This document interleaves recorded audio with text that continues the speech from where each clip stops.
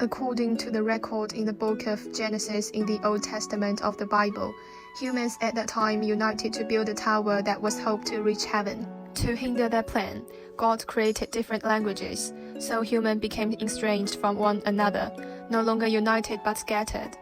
Therefore, we designed the first game, Tower Babel. This game is an interactive video game that combines physical sensors and virtual space. We hope to illustrate through this approach that people can overcome language barriers and accomplish something together.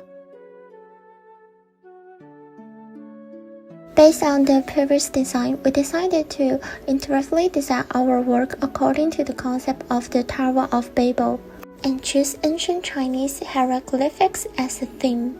At the technique section, we keep this section where sensors were used for interaction, and upgraded the sensors and placed them in a more game-friendly hosting, which significantly enhanced the gameplay and player experience.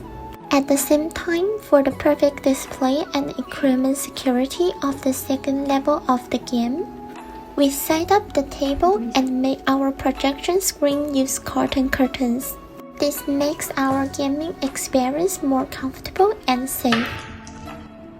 Our game consists of 2 levels. In Level 1, users select images with our bow based on English words they hear. Level 2 involves observing pictogram to Chinese character, evolution, and use stars to aim for the bullseye. It's a challenging level, with less than half succeeding. During our small-scale exhibition, we have prepared some snacks for participants to enjoy.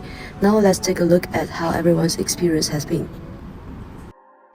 The original intention of our design is to break down the barriers between languages, not to completely abandon them, but to make people aware of the commonality of languages. Take ancient Chinese hieroglyphics as an example. Even people who have never learned Chinese characters can understand the meaning of hieroglyphics. And hieroglyphics is the origin of modern Chinese characters. Which character is it? Yeah. You go. Oh, I love the design and everything. Good job, girl.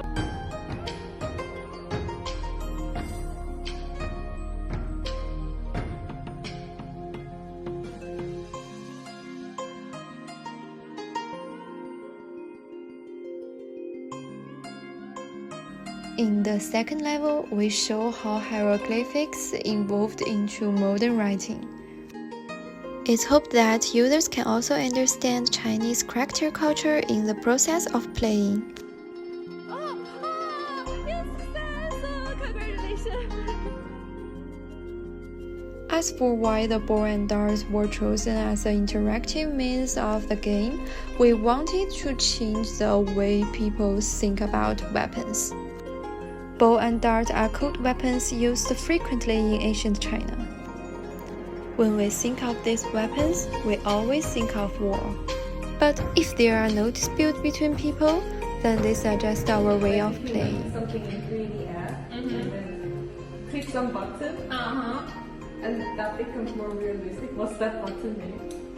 Rendering? You like the rendering? Yes. I like the rendering. Oh, you mean the point like how it moves, right? And I really like when cursor moves, the light is also moving, the shadow and the light of the Hanzi. I really like that. Oh, thank you. Yeah. And I think this game is really interesting, but then really short. Yeah. Yeah, so I'm a little bit like I want to play more, but then it was so short playing time, so.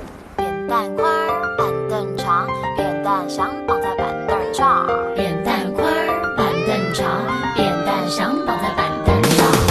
伦敦玛丽莲买了件旗袍送妈妈，莫斯科的布斯基爱上牛肉面疙瘩。各种颜色的皮肤，各种颜色的头发，嘴里念的说的开始流行中国话。多少年我们苦练英文发音和文法，这几年换他们卷着舌头学评上去路的变化。平平仄仄平平仄，好聪明的中国人，好优美的中国话。扁担宽，板凳长，扁担想绑在板凳上，板凳不让扁担绑在板凳上，扁担偏要绑在板凳上，板凳偏偏不让扁担绑